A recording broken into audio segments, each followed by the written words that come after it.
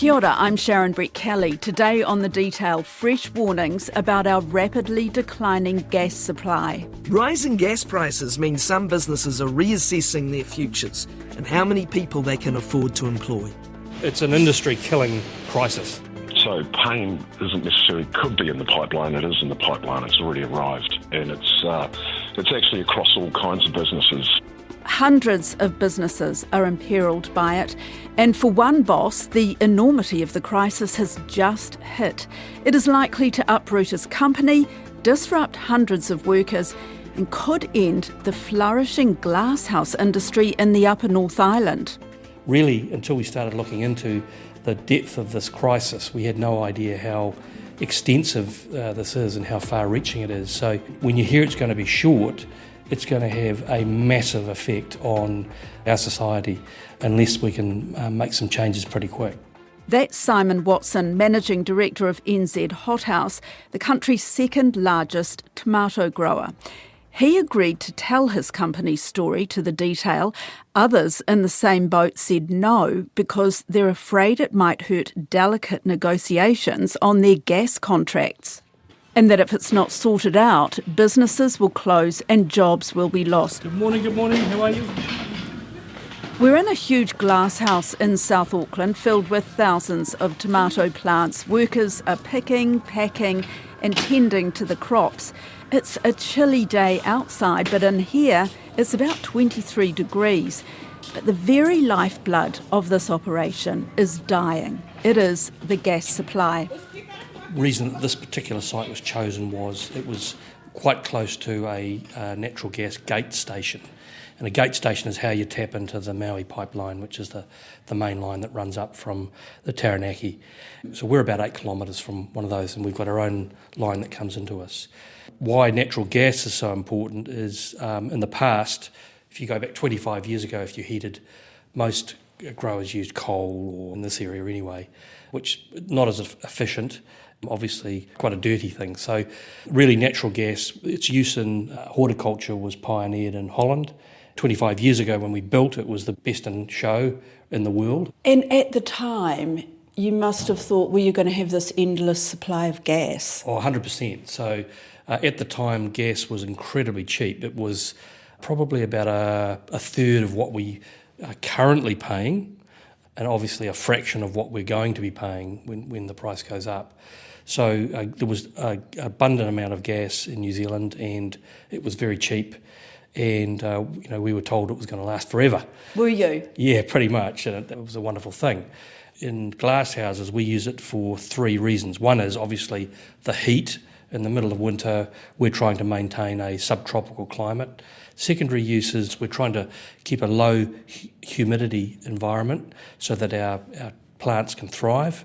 And the third thing is we use the exhaust gases, pure CO2, which we introduce back into the glasshouse to feed the plants, because plants absorb CO2, that's how they grow, that's photosynthesis. So it's the perfect form of energy for it's wonderful. It's beautifully clean, and we use every part of it. So now we're faced with a situation where it's going to become very, very short. And when you're involved in a particular industry as we are, you become you understand what goes on in our industry. If New Zealanders walk through a supermarket and all the regular things that they buy, basically 80, maybe 90% of that product in a supermarket has some gas content.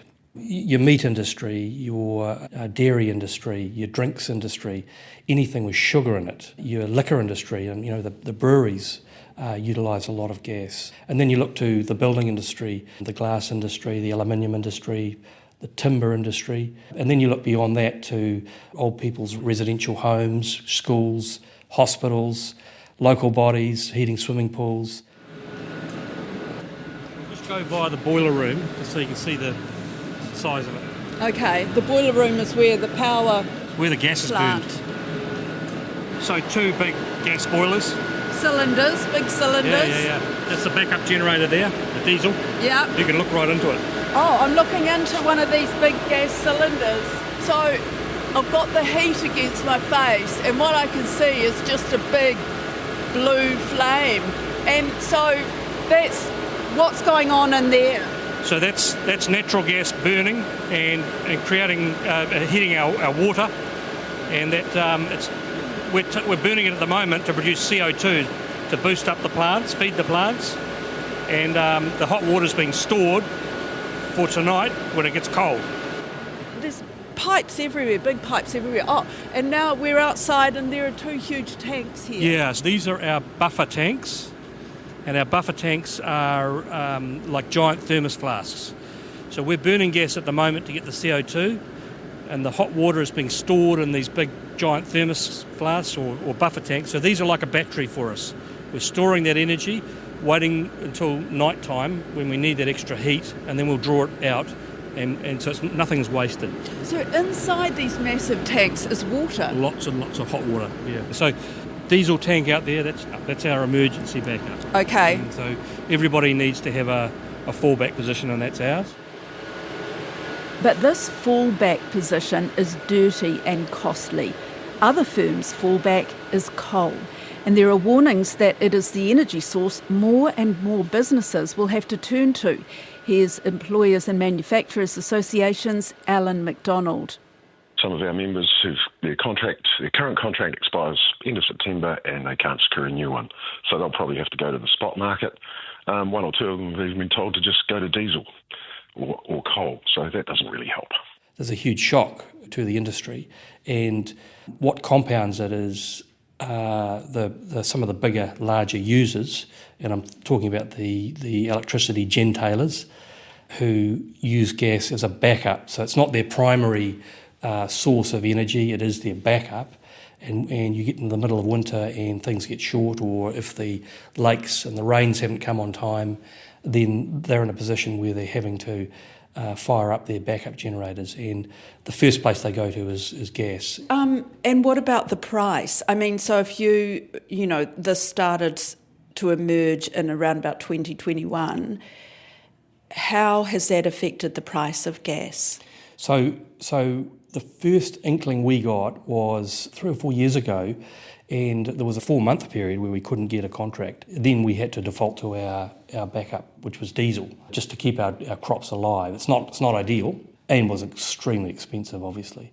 So that was an inkling that something was up, and what they said was that the supply had become more unstable and that they were having to drill existing fields in order to be able to liven up that supply. It was a short-term issue, which they fixed.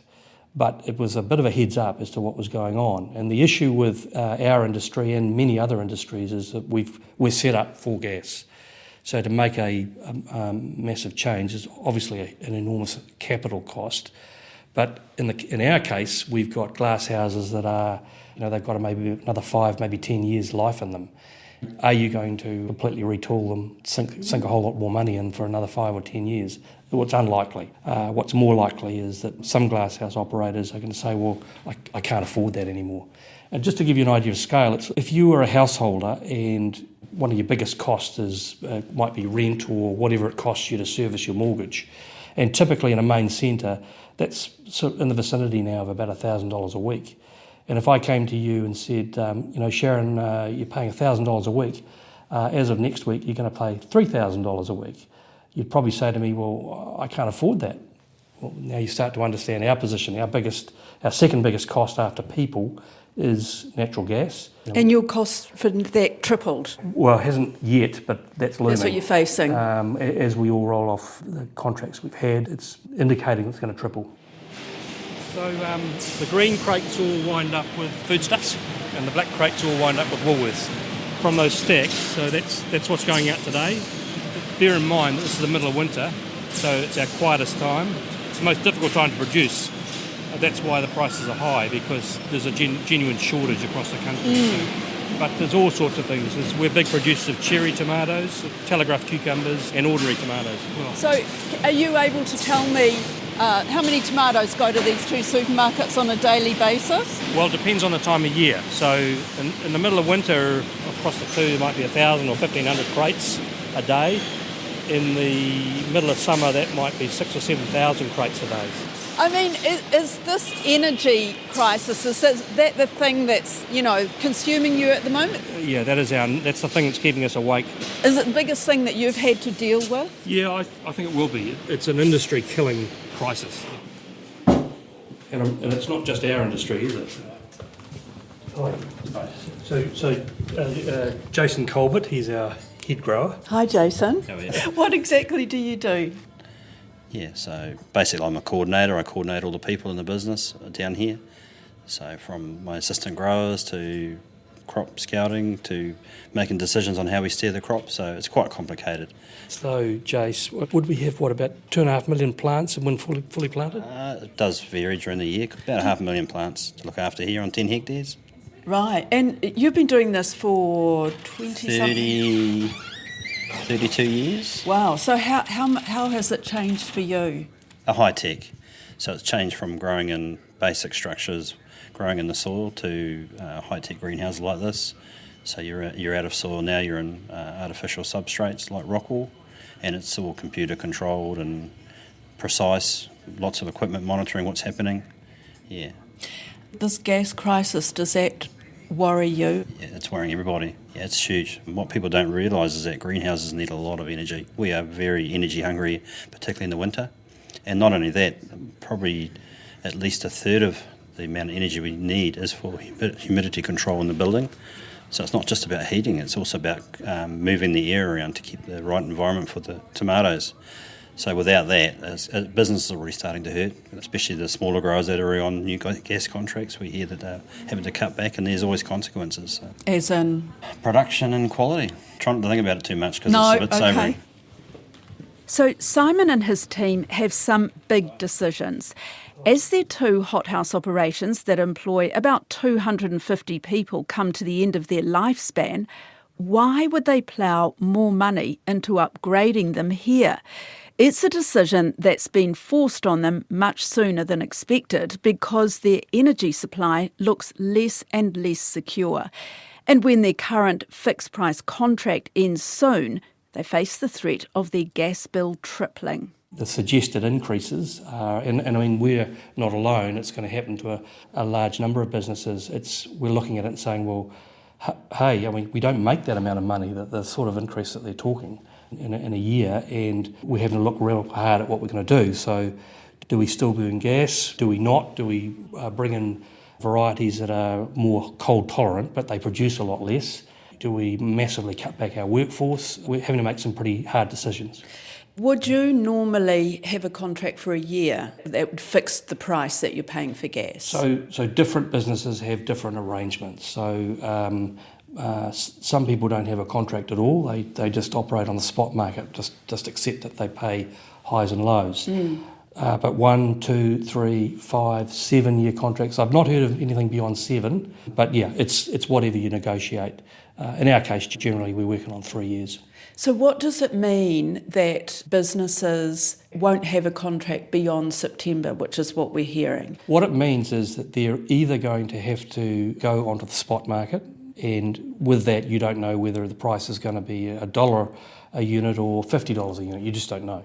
The other option is they're going to all have to start looking at alternative fuels, and none of those fixes are quick. For example, if we looked at geothermal, we're in the wrong part of the country. You know, that would mean completely rebuilding a new greenfield site somewhere else where there was a geothermal hotspot. If we looked at biofuel, which is like wood chips, that can be done, but again, from ordering to install, I'm aware of one in the South Island, a big one. You know, that was a 3-year exercise from concept to being able to roll it out. And on a 10-hectare facility, you've got to be looking at somewhere between $12 and $15 million for that plant, plus the daily operating expense, which is more than what we're paying for gas now. And also, with the majority of the glasshouse stock in New Zealand, and most of it's up here in the upper North Island, most of them are more than 20 years old. So more than 80% of the stock is more than 20 years old.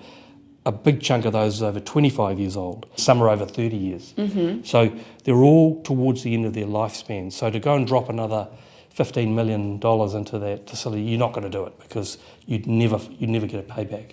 Right, so you're not just talking about NZ Hothouse here. You're talking about a whole industry in this area, Correct. Which is known for its great vegetable growing Correct. properties. And covered crop technology, that's hothouses or glasshouses, is a very, very efficient, very clean, very healthy way of producing crops. And the ratio is roughly 10 to 1. So what we produce in a hectare of glasshouse, you would need 10 hectares of outdoor production to match it. Uses minimal amount of water and fertiliser. And bear in mind that given an adequate gas supply, an affordable gas supply, we would keep going here for another 5 to 10 years. And beyond that, we are looking at other sites around the country to where do we go next? Oh, you are, and you'll definitely move, will you? I think, that's the feeling, but it's all come early. And the unfortunate part about that is that us and other growers are going to wind up with a whole lot of stranded assets. It's been too abrupt. There should have been a 5 to 10 year period where we were allowed to play out the life of the existing assets before we invested in new ones. Like many, Simon blames decades of underinvestment in the sector and the previous government's ban on new oil and gas exploration. That's now been reversed, but even if new gas is found, it'll be too late for Simon's business. That was a big turning point for the country, and I don't think anybody sat down and worked out what the knock-on effects of that decision were until now. And now they're lining up and saying, well, hey, it's affecting so much industry and so many jobs. All those industries employ thousands and thousands of people. And the other thing is I don't think Treasury paid attention either. Well, I think about our own business, and I'm not going to tell you the number, but it's an 8-figure number that we send to Wellington in cash every year, and it's in the form of PAYE, GST, income tax, FBT, the list goes on.